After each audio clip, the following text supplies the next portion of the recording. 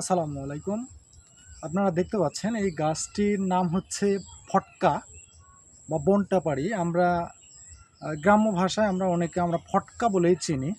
তো এই যে ফলটি যেটা দেখতে পাচ্ছেন এটা আমরা ছোটোবেলায় আমরা অনেকেই কিন্তু ফলটা গাছ থেকে উঠায় কপালে ফটাস করে ফুটাইছি। কিন্তু এই গাছের যে উপকারিতা এটা কিন্তু আমরা জানতাম না বা অনেকেই জানে না।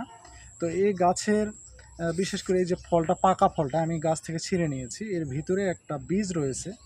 আপনাদেরকে দেখাই, আপনারা দেখুন কাছ থেকে। এই যে ফল রয়েছে, এই ফলটা আমরা পাকা অবস্থায় যদি খাই তাহলে শরীরের অনেক ধরনের রোগের প্রতিরোধ ক্ষমতা আছে এর। তো যেমন বিশেষ করে ডায়াবেটিস যাদের আছে তারা খেতে পারেন। কোষ্ঠকাঠিন্য বা লিভারের অনেক কাজে লিভার ভালো রাখে।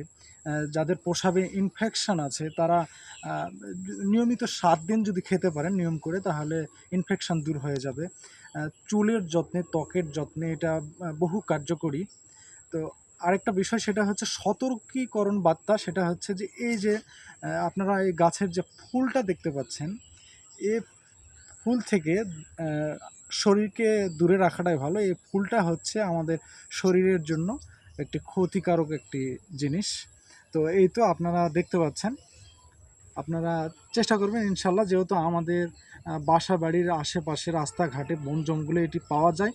আর এই উদ্ভিদগুলোর মধ্যে হচ্ছে রোগ নিরাময়, যা আমরা অনেকেই দেখতে পেয়েও আমরা অলসতা করে আমরা খেতে পারি না। আমরা বাজারে গিয়ে ঔষধ কিনে খাই। তো আমরা ওষুধের থেকে এগুলো যদি আমরা খেতে পারি, এটা হচ্ছে বেস্ট আমাদের শরীরের জন্য।